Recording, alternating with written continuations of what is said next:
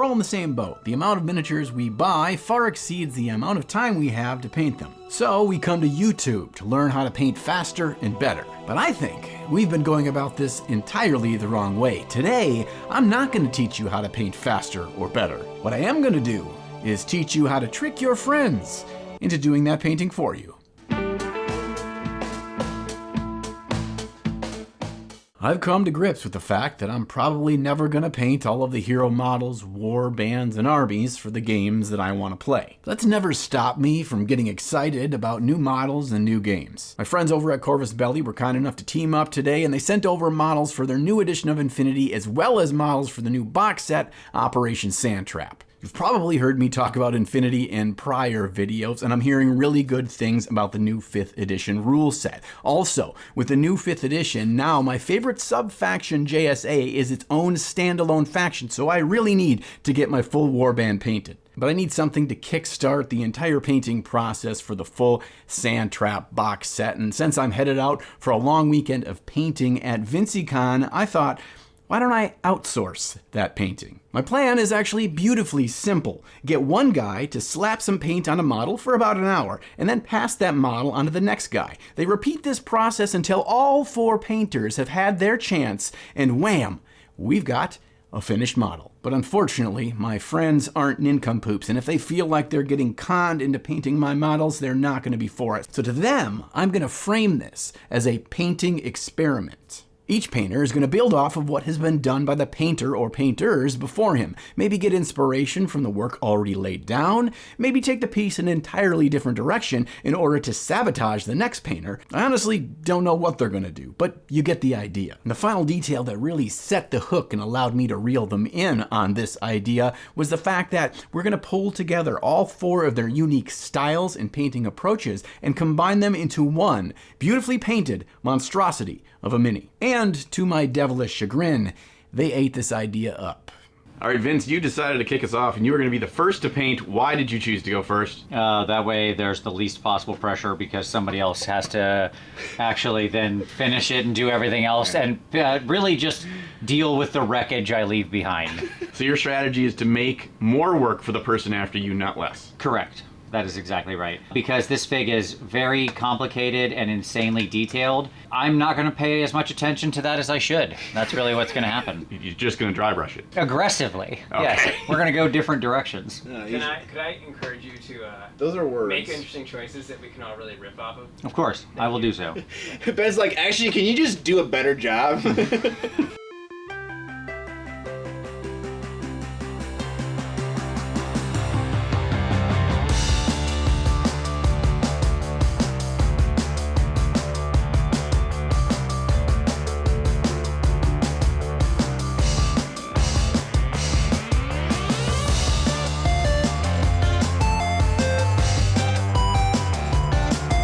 All right, Vince, your hour's up. What was your approach and what did you paint? Yeah, so I painted this whole top part of the mini right here, just basically this tiny area. My solution to the complexity of the figure was to not worry about it at all and instead render this extremely small area to a near complete level and make a lot of choices that then other people are going to have to deal with. So I've really just created a giant problem for everyone.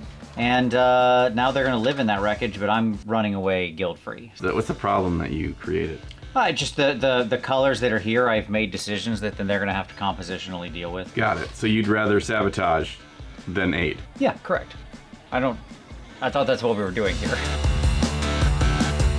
Yeah, I know I framed this as conning my friends into painting my models, but I'm actually seriously interested in where this is going. I have no idea what's going to happen with this model, and I honestly don't know if anyone's ever tried an experiment like this before, so I'm pretty intrigued in how it's going to turn out. But I guess there's only one way to find out. All right, Ben decided he's going to be second up on the chopping block. Deuce. Ben, why did you want to go number 2? I want to exert more influence over this thing. Okay. I don't want to be the asshole who comes in last. And if I want to, like, reset everything, it's not a good look. I'd rather not be the asshole and just get in early, because I don't care if people paint over my shit, but I don't want to paint over other people's stuff because I'm a kind, humble person.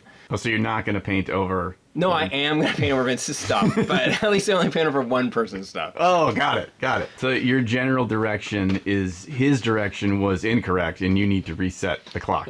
No, I mean, I'm not going to completely paint over it like, oh, fuck you, just, destroy it. We can keep... we'll keep a little bit. Oh, is that area already painted? Oops. Oh, got my brush slip. My brush slip. Well, we're in there now. May as well help it out. Ben, I think your brush is bigger than the model. It's fine. You gotta push all the paint around. We only got time.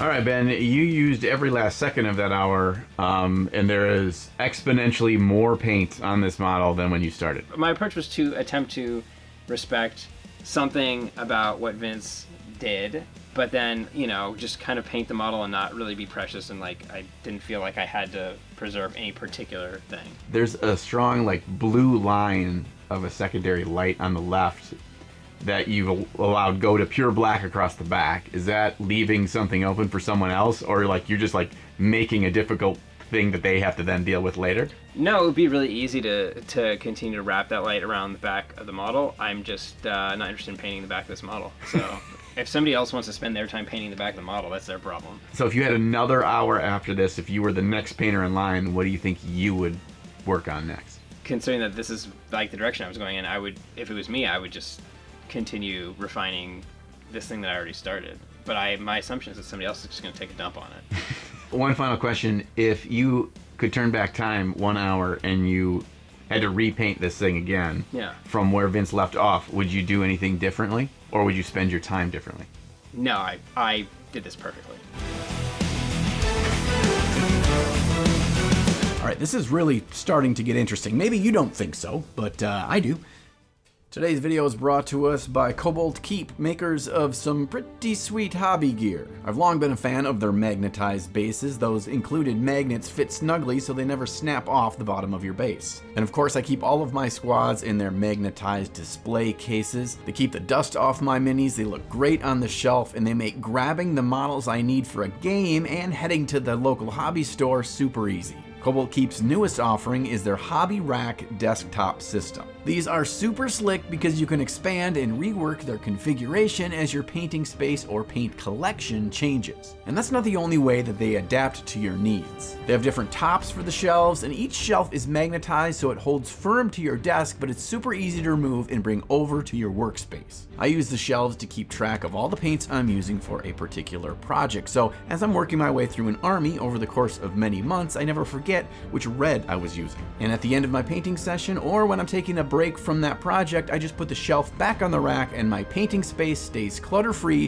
while I'm working on something new. Cobalt Keep pays attention to all the small details that really matter to us as hobbyists while they keep their pricing affordable. So show them some love and check out their link down in the video description below, and if you use code COBALT10, you'll get 10% off your entire order. The way I see it, every model that each of us paints in this hobby is a series of challenges that we choose to approach in a number of different ways. And as we go through the process, we unravel new challenges that get us closer to finishing the model. But in this experiment, each of those challenges that the painters encounter are actually set upon them by prior painters, meaning that it's easier to talk through what those challenges are and how your skill set can help you address them. Really a heavy philosophical conundrum we find ourselves in. Anyway, let's move on to Sam. All right, we are now on to painter number 3. That'd be one Sam Lenz. Sam, how did they screw it up and how can you fix it? These guys are running all over the place, but I don't know if I'm fixing what they have done or just doing what hasn't been touched yet. Okay, there's a lot of raggedness and lack of tonal purity going on. Like 2 men have just slapped the shit out of this with their brushes. But yeah, I can see it right through a lot of this. I'm gonna get out the airbrush and just Start over. paint it black. Okay, and the last leg of the relay race is going to be one Scott Walter. So, are you going to do anything to help him out, or to like leave this certain task for him to do, or are you going to throw him a curveball? Yeah, it's strange to think of us painting a model together and having that be competitive somehow. I beat Scott on the same model that we painted together.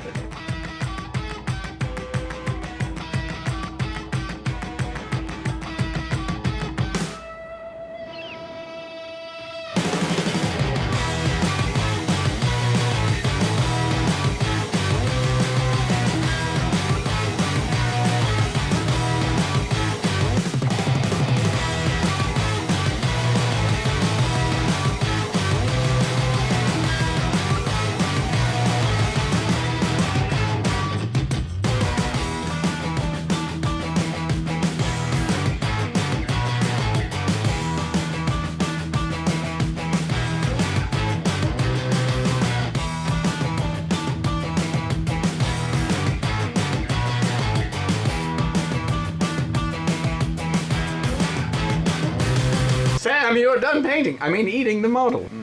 Tastes like success. Ah, so you not only finished in under an hour, but you also like peed and then boisterously said, "Don't bother stopping the clock" as you went to the bathroom. How did it go? I sound really confident in these stories, but it's fear and nervousness. No, I feel good. Like I was set up very well thanks to the work previously established. Working on top of Ben's value sketches, especially in the gray areas, that was very fun. He brought that blue light into it. I don't have that same color of blue. I could have gotten it, but I wanted to work with what's right here, you know? I think that's kind of the fun, is running up against somebody else's intention. So I tried to match that and came up with like a frosty blue. So I ended up painting the whole back. Oh no! I painted the base as well. I pretty much finished the model. What do you think you can Scott's go gonna sharpen. do next? Closer. Edge highlights. Yes! Edge highlights. Like honestly, Scott could come in here with like the colors white and a bright ivory and really like do some spotlighting. Yeah, just coming in there like Thomas Kincaid, right? Or just adding those last 5 brushstrokes and then calling the work entirely your own. What a concept. I love it. You know, one thing I'm noticing through each of the before and after discussions I have with the painters is their different philosophies and approaches to painting the same model. It's like they're forced to be a little bit more flexible in how they're approaching the painting because of what's been done before them, but they still kind of find the way back into what makes them comfortable, their painting style or how they approach miniatures in general. But the jury is still out on if this is going to end up looking like some misshapen Frankenstein's monstrosity or a cohesive blending of 4 individual styles. And the way I see it, it all rests on the final leg of this relay race in the hands of Scott, the miniature maniac. Scott, I need you to stop painting what you're painting. You have something else to paint. The 3 men have come before you, each building off of each other's works, and they have put it on you to finish this strong. I think Sam set me up for some greatness here, so I think it's not going to be too hard. I think I just need to strengthen the face and shoulder and upper chest areas with some maybe a little bit more colorful colors, a little brighter colors, and I think this is going to be a banging paint job. Okay, so you're not going to paint the boots. Absolutely not. You know, yes, Sam kind of took one for the team for us, painting the base and the back of the model, and so you know, I'll let him do that.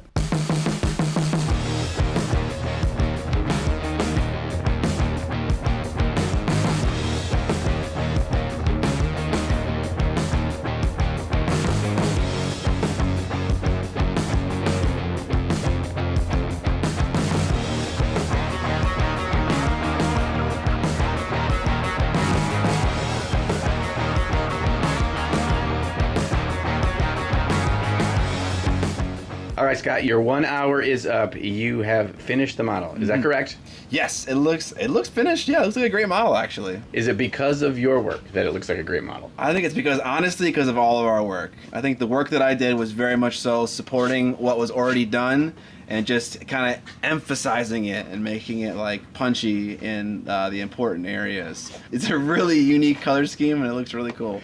Okay, so you said you were going to kind of focus on the head and kind of chest region. Is that what you did? That's what I did. I think it's very greedy of me to get to focus on all the fun parts. But yes, I made all those lines crisper. I made certain things smoother. And just by working in that area and not really touching the other areas, it just became brighter and more interesting, and like the sharpness got turned up a little bit. Now, as you were painting this, I'm curious, as being the last hand to touch it, when you were going over certain areas, could you like recognize or even tell who painted what stuff, or whose style was kind of shown on the model in different parts of it at all? No, not really. Honestly, I took a peek at the model after each stage, and even having done that, I feel like I couldn't really figure out who did what or who picked what color and stuff like that. It all really kind of synthesized together at the end. So if you were to paint this model from start to finish from the black primer, how different would it look than the version you see before you? So different, so different. I would never paint like this. But that's what makes this little experiment special. Do you think that there's something to be learned from this experiment? Yeah, I think probably the most important lesson is just that there are multiple viable paths to great looking models, and that it's a worthwhile experiment to kind of go outside of your comfort zone to explore other ideas in miniature painting, because you might discover something you actually like. And that's it. The first model in my Infinity Operation Sandtrap box is complete. Now, I just need to figure out how to convince them to paint the other 13 models. You know, at VinciCon, all of us that attend come together to work on our painting projects, and we're constantly asking for advice and feedback from each other. I know I always come away with new insights and confidence in the direction of whatever project I'm working on. And this communal painting project was similar, in a way, but instead of each painter telling the others what they need to focus on, improve, and refine to improve the piece, what they've done is taken the brush up themselves and worked it forward from their own perspective of what needs to be improved. And I'm honestly curious what you think of this model and how it turned out. To me, this model doesn't look at all like any single person painted every brushstroke. And I mean that in a good way. Kind of feels like a small bit of the painter's soul or essence from each of our 4 artists was implanted into this model and combined into a weird soup. They're as wild and wacky as the artists themselves. I have weird friends. Thank you to Vince, Ben, Sam, and Scott for being good sports about participating in this strange little experiment. And thank you for joining me on this fun ride that took place at the annual gathering of painting wizards. It is really one of my favorite weekends of the year. Also, a big thanks to Infinity for partnering with me on this video to make it happen. If you wanted to check out the pre-order for the Operation Sandtrap box to kick off 5th edition Infinity, it's got everything you need to play, including 14 miniatures for both the JSA and Pan-Oceania factions, and if you pre-order before November 3rd, you'll get 2 exclusive minis that won't be available later. I'll put a link down below to the pre-order if you want to check it out. And if you wanted to support the channel to ensure I get to keep making fun videos like this one, please make sure you're subscribed. And if you wanted to go that little bit further, you can check out the Ninja on Patreon below. For just a couple of bucks a month, you can support me. And as a small thank you, I've got some fun rewards down there for your support. So yeah, massive thank you to my patrons. Y'all are the best. Now, if you'll excuse me, I am going to go paint some of these Infinity models myself. But don't worry, I will be back before you know it with another new video. And sometime between now and then, make sure you find time in your day to slay the gray.